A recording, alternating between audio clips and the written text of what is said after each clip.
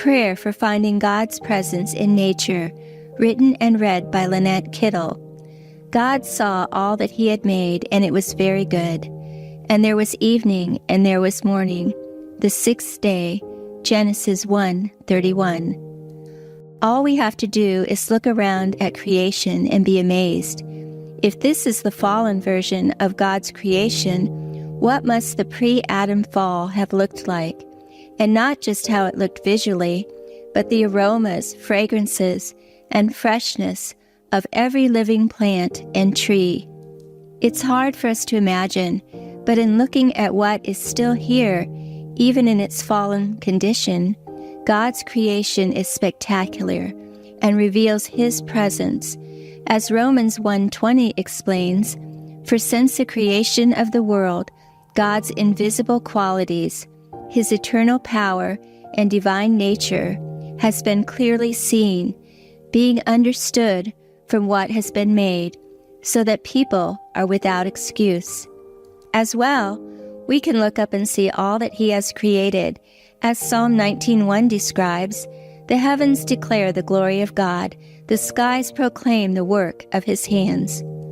God is a hands-on creator who knows exactly how many stars there are in the sky and has named each one too.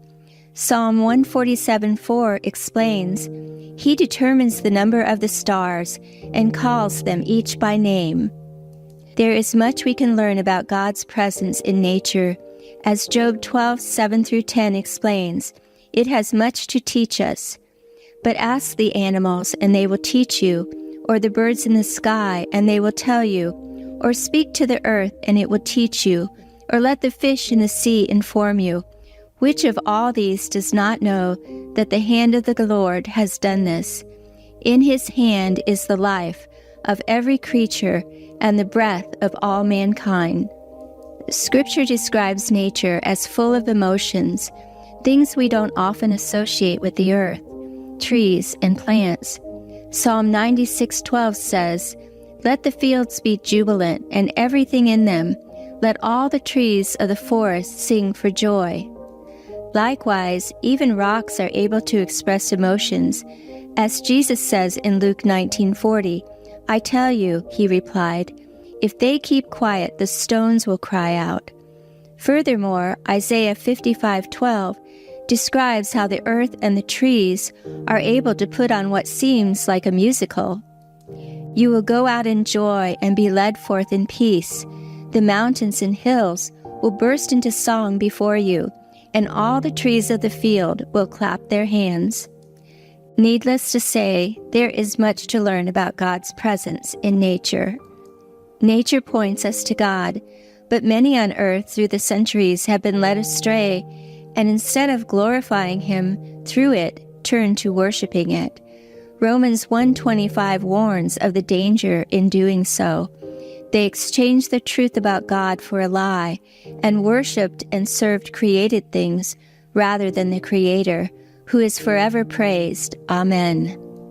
Sadly, as Romans 8:20-22 describes, nature too was affected and suffers from the fall of humans.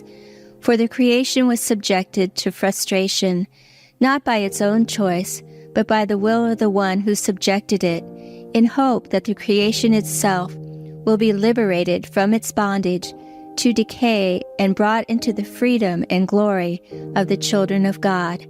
We know that the whole creation has been groaning, as in the pains of childbirth, right up to the present times. But like God has freed us from sin's hold on us and made us new, Ephesians 4:24, he has a plan for the earth too. As 2 Peter 3:13 explains, but in keeping with his promise, we are looking forward to a new heaven and a new earth where righteousness dwells. As the Apostle John describes, then I saw a new heaven and a new earth, for the first heaven and the first earth had passed away, and there was no longer any sea. Revelation 21:1. Let's pray.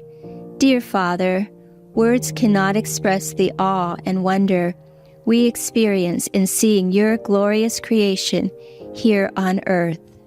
Even with the fall of humans and its effect on nature, The splendor of your creativity is evident.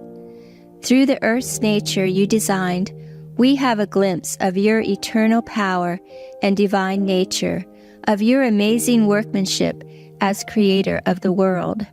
Help our hearts, Lord, to see your presence in nature and to turn to you in worship with grateful hearts for the magnificence and gift of your creation. In Jesus' name, amen. Your Daily Prayer is a production of Life Audio and Salem Media. If you liked what you heard today, please take a second to rate and review this podcast in your favorite podcast app so that more listeners like you can find the show. For more faith-filled, inspirational podcasts, visit us at lifeaudio.com.